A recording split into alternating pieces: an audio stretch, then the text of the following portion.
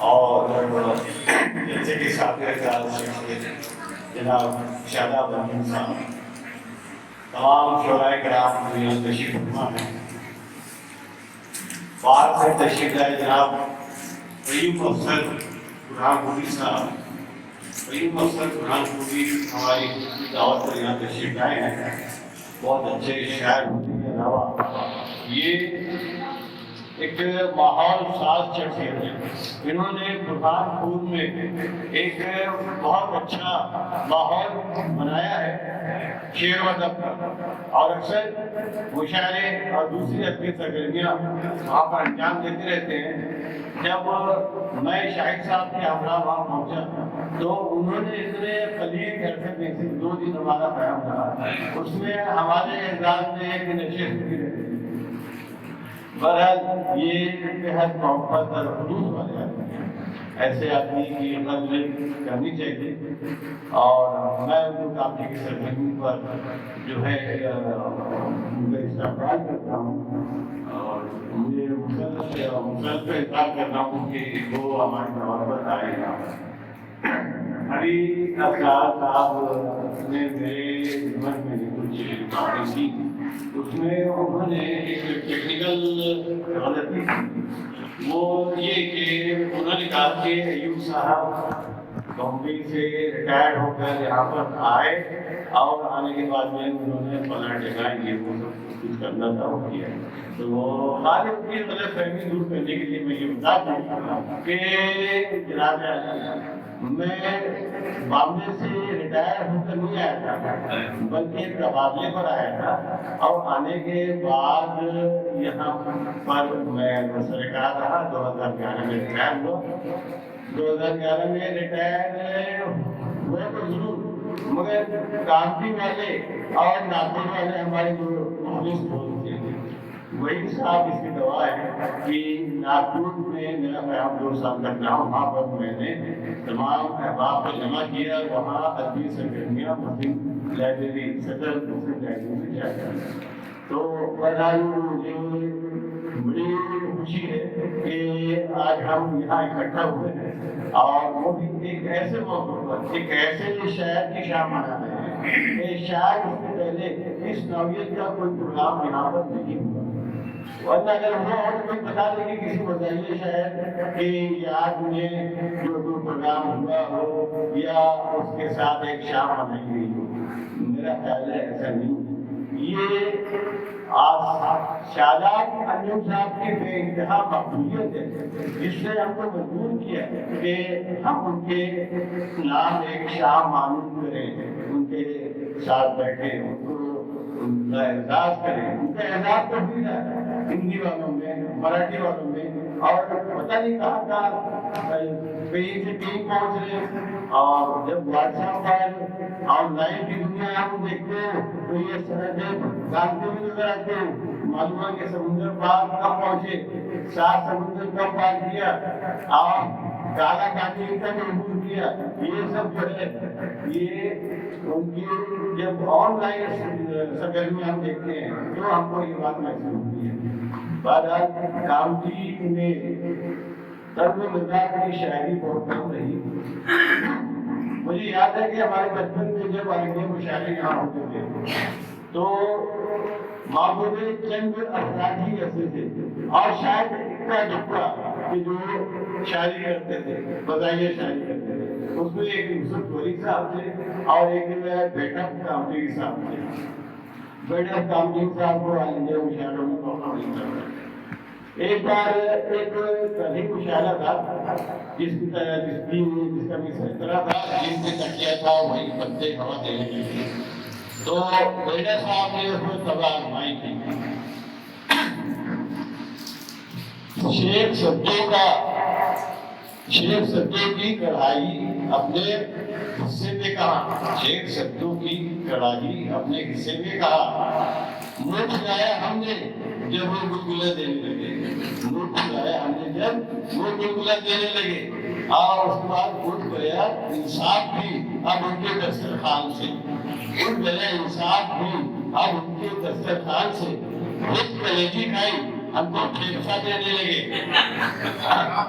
بہرحال یہ چند ہی شاعر تھے اور اسی بات ہم کو یاد کر لیا گیا کہ شاداب صاحب نے یہ موقع فراہم کیا. شاداب صاحب کے تعلق سے بھی کچھ باتیں میں کر لوں کہ شاداب صاحب تو عمر میں کافی چھوٹے ہیں، تو ان کو جو ہے پہلے سے بہت اچھی طرح نہیں آتا تھا اور پہلے سے جاننے کی کوئی وجہ بھی نہیں تھی، کیونکہ پہلے جو ہے وہ شاداب نہیں تھے. یہ تو شاید ایک چند سالوں کا وقفہ ہے جس میں جو ہے وہ پوری طرح شباب پر آئے. ان کی شادابی جو ہے سب کے نظر میں آئی، اہل ادب کے، اہل ہنر کے. شروع میں دیکھیے ایک بات میں آپ کو بتاتا جاؤں کہ ہوتا یہ کہ ہمارے یہاں اسکولی پڑھائی جو رہتی ہے اس سے اندازہ لگایا جاتا ہے لڑکی کی قابلیت کا، لیکن بہت سی طبیعتیں ایسی ہوتی ہیں جو اسکولی پڑھائی سے جو ہے اتنا منسلک نہیں ہوتی، ان کی ذہانت جو ہے وہ اس سے الگ ہٹ کر ہوتی ہے. مثال کے طور پر اگر میں یہ بتاؤں تو آپ کو حیرت ہوگی یا کچھ کو تو ضرور ہوگی کہ منٹو جو ہے وہ بی اے کے امتحان میں فیل ہوئے. منٹو کالج کی پڑھائی کتاب نہیں لا سکے، بی اے میں فیل ہوئے اور آج ایم اے میں ان کی کتابیں پڑھائی جا رہی ہیں، ان کے اثاروں پر ریسرچ ہو رہی ہے. اسی طرح دیکھیے کہ ہمارے شاداب صاحب کا بھی یہی عمل ہے.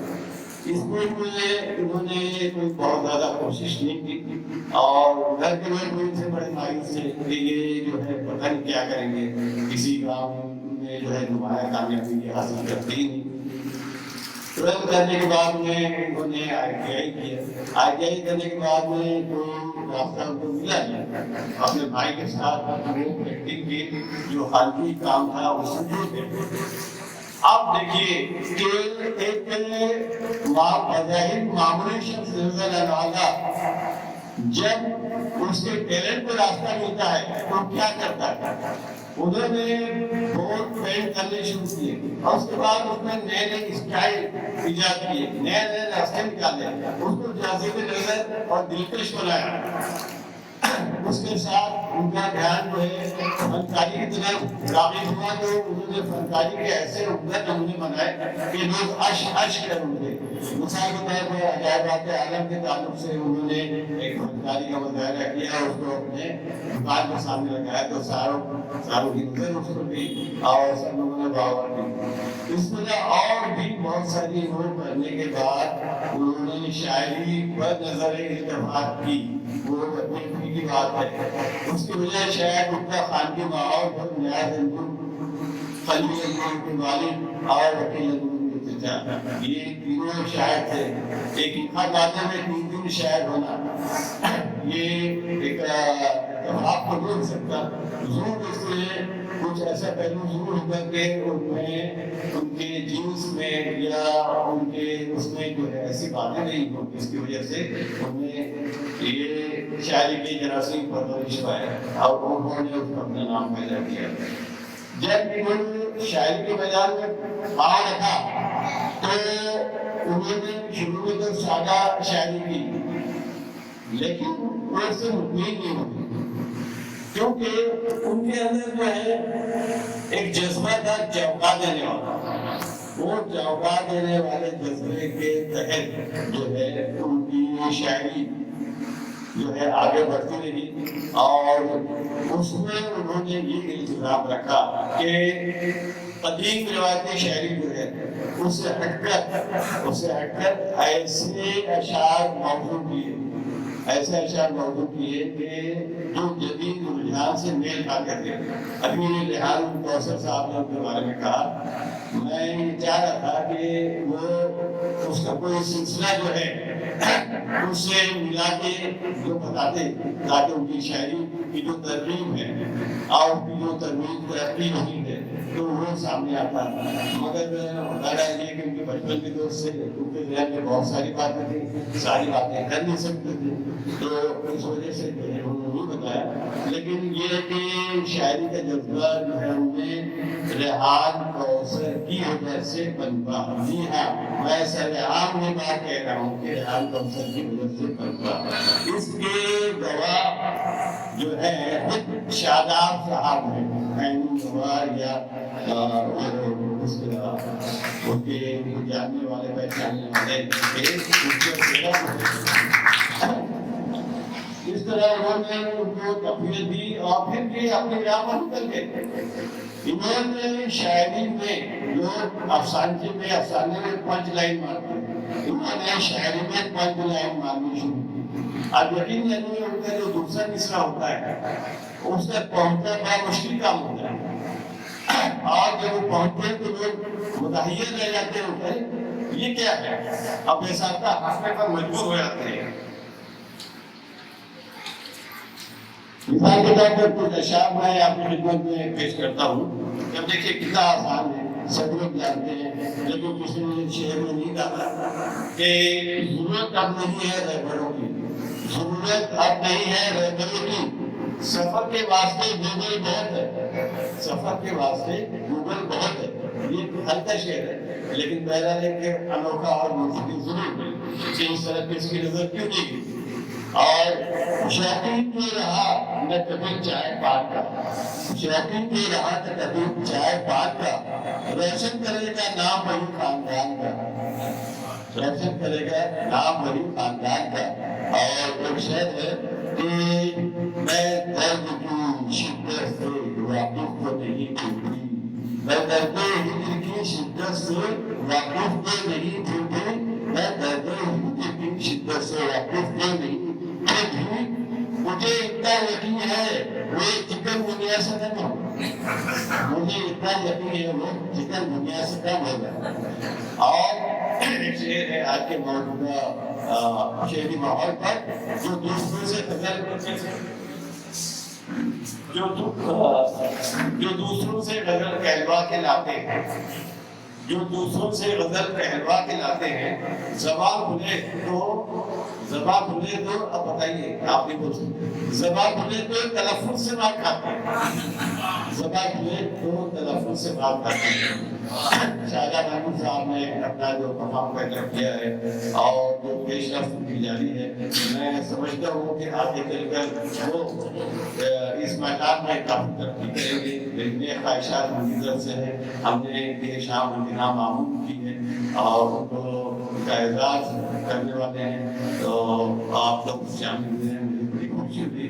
کاروان اردو کی طرف سے یہ قدم اٹھایا گیا اور کاروان اردو انشاءاللہ آپ کے تعاون سے اس طرح کے اور مزید کام کرتی رہے گی. بہت بہت شکریہ.